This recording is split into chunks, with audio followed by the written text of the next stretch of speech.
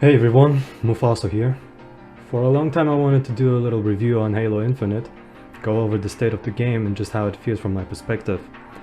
Today I came across a video titled How Do We Fix the Store by All Things Halo, in which they have gone over the current state of the affairs of the shop that 343 maintains and the stance of the Halo community towards it. I'll link the video in the description. Make sure you go through the video since it's not that long. Keep in mind that this is just one of the things that I want to go over in this video because there are certainly other issues I would like to address in perhaps a later video. I commented my opinion regarding what I understand is more or less their take on the whole situation going on, where they essentially tell the viewer or the community get over with the fact that 343 isn't going to change their marketing on the shop. I wholeheartedly disagree with that. All Things Halo does bring up the point that 343 can always argue that the multiplayer is a free-to-play model, but I think that in the gaming industry it's more or less become a weaker point through the course of time because of how many studios and developers have brought a free-to-play system into the industry. The main issue once again lies within the fact that the pricing for their shop is just not very customer friendly. They address the fact that you are essentially forced into buying bundles for a majority of things that one could be interested, and that is exactly the issue that I think needs to be changed as well.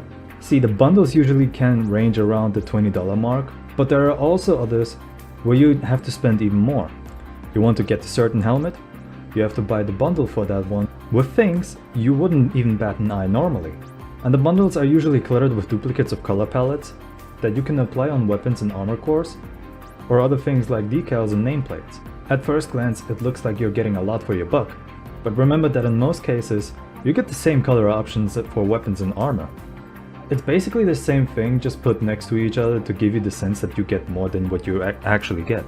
I don't want to buy a slew of things that I'll probably never even use or put on a core just because it contains a single thing I want. 343's approach to the industry and the economy that they have established in their game is lacking a lot in comparison. While I did comment that you can't directly earn currency in Infinite because I simply didn't come across the option yet, I went back and checked if the battle passes will give you credits, and they do. But here comes my point from my comment again. In comparison to other games, in this case I will take Fortnite, you earn their in-game currency with every new season battle pass. And that's regardless of whether you are a player that buys the pass or not. Fortnite actively rewards the player for their time in a lot of ways, and it innovates to make the shop look attractive. To get back to the point of individual items, once again, Fortnite does exactly that. You can buy individual items from a bundle. You want only the skin? Here you go. You only want the weapon wrap? Here you go. You only want the backlink? Here you go. And here's also the thing. Most battle pass rewards in Infinite are just not appealing. Challenge swaps? Who cares about that? Give us another XP boost instead or an instant level. That's a much better reward. Halo has been lacking in content for years at this point, and only recently you seem to have picked up somewhat itself. You do not earn the ability to get some of the things that you would like to add to your repertoire of items by simply playing the game. It's actively paywalled, and so are the items one would actually spend money on. I can guarantee that the income that would be generated by simply allowing the player to buy individual items would drastically change, perhaps even skyrocket, and the free mini operations that are sprinkled in also don't help this case, because it puts things that you can unlock that you may not even like. The winter contingency operation is my prime example. I didn't like a single thing it contained, so I never even touched it. Halo Infinite just seems very restrictive in so many ways. You cannot change colors individually, but you have to use color palettes. You cannot buy individual items, but have to usually buy bundles to get the ones you want. You have to spend money to earn in-game currency. That's the only way.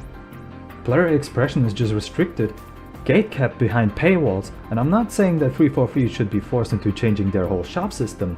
Simply add new features that allow for more accessibility for your core audience. Look, I don't mind spending a buck or two on microtransactions, but I also don't want to put in an amount with which I could buy literal full-fledged games with. It's frustrating and I'm getting fed up with it. At the time of writing this, all Halo games on Steam are on sale. And it brings the question, do I spend 20 to 30 bucks on a customization that I don't see for like 90% of the time I've played this game? Or do I spend it on a game and experience something new, or rediscover something I forgot about, etc.?